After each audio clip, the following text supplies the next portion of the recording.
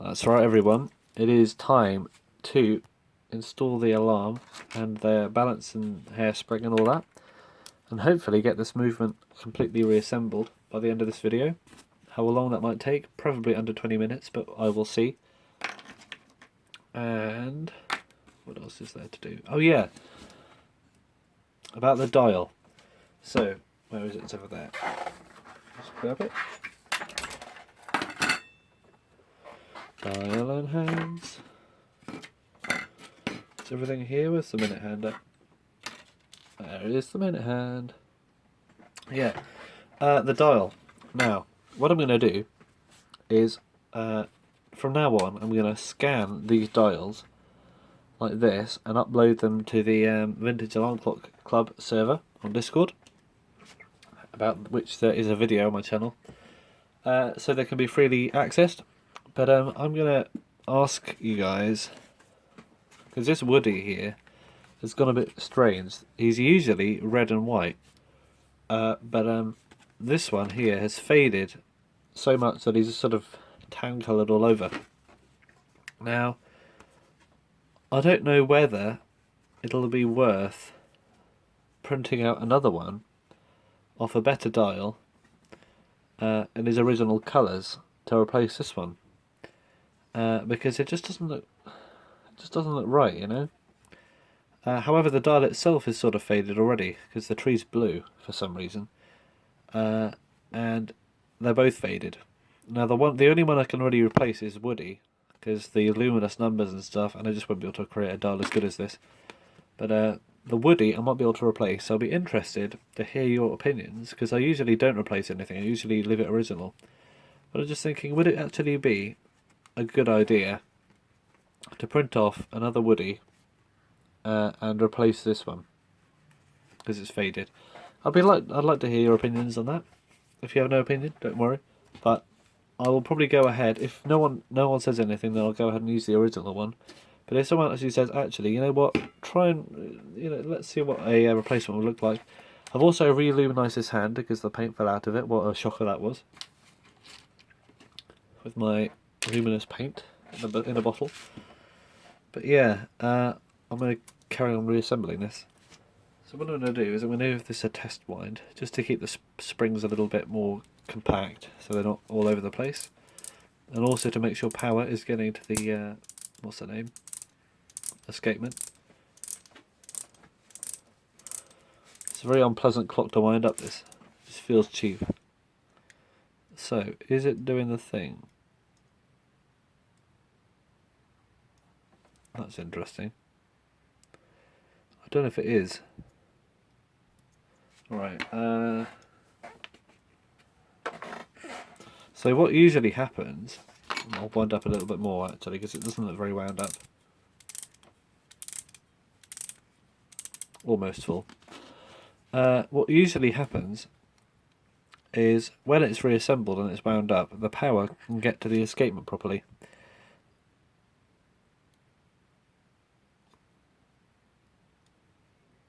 Oh, it's doing it now.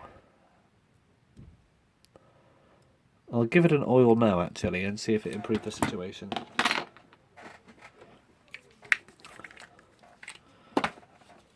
Where is my oiler?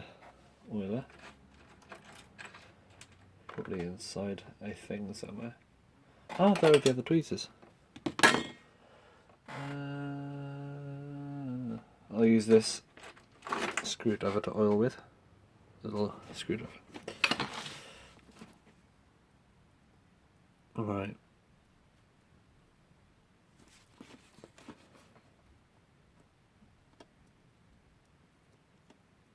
Oh, what's happening here? Tighten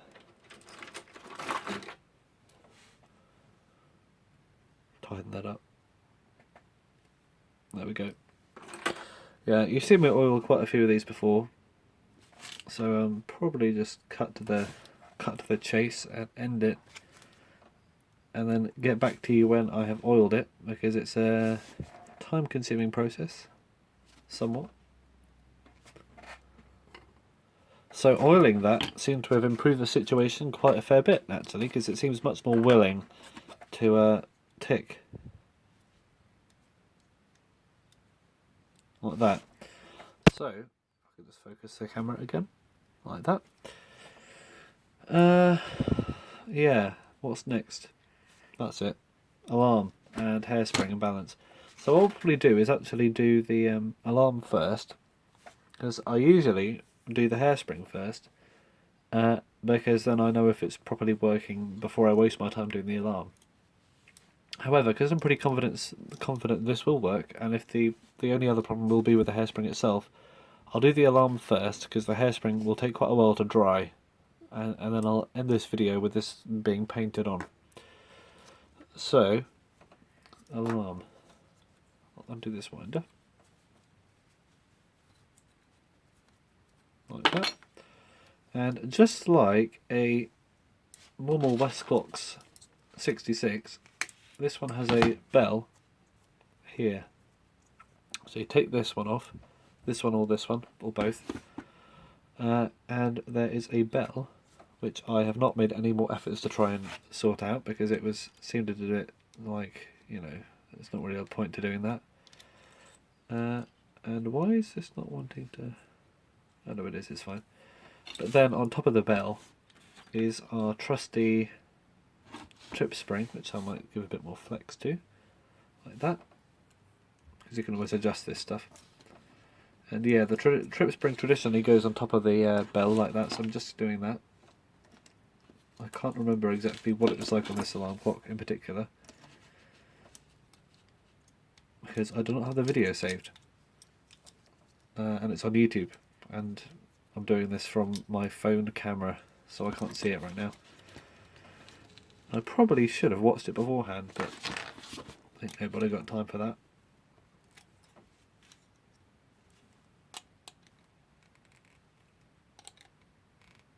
Alright, there we go. Twanger. Oh god. Yeah, this stuff, motion work, can go on. Why is this bell not doing what it should be doing? I do not know. Ask the bell. No, it seems to be fine. Just a bit wobbly, like it already was. Marvelly bell. This.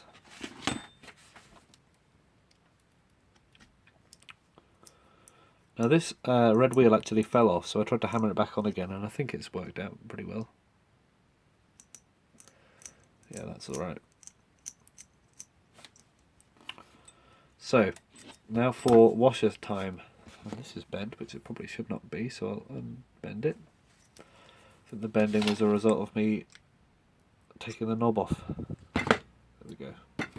Straight as a narrow. Right, so there was this, and then there was another one of these little washers, which went under the top plate there, back plate. So I will put that in.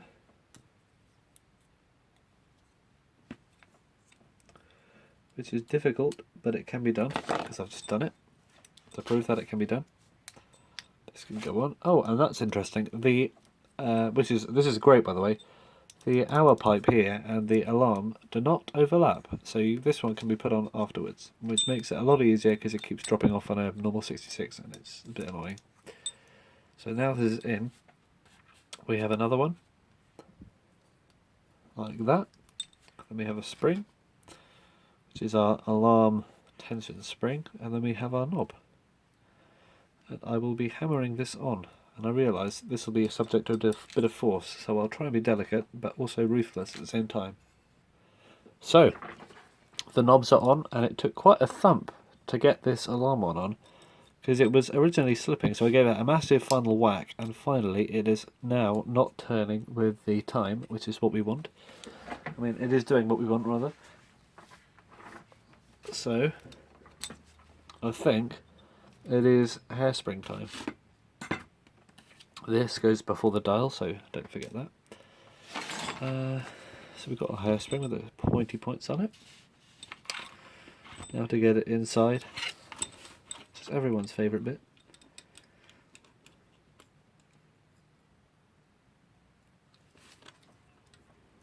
So I'm just trying to... Yeah, I'll zoom you in.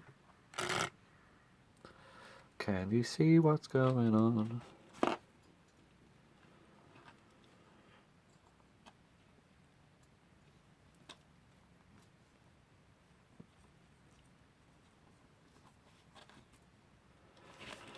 Okay, so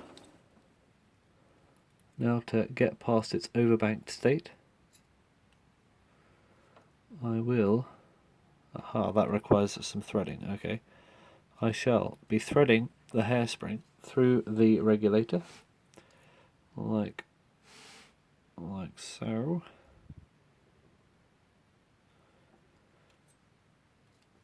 And now I shall be putting it through the stud at the end,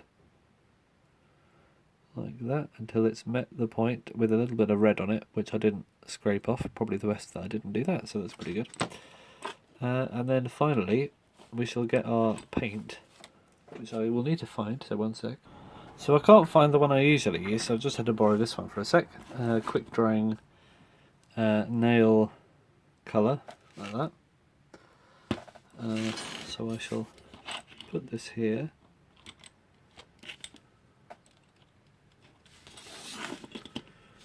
Like that, on the tweezers. And I think I don't know how this stuff works. Give it a shake anyway. Oh, we've got a lovely red colour. Not too far off the original. But a decent sized blob on there. Because it'll take longer to dry, but it's not really a problem. So wipe off the excess.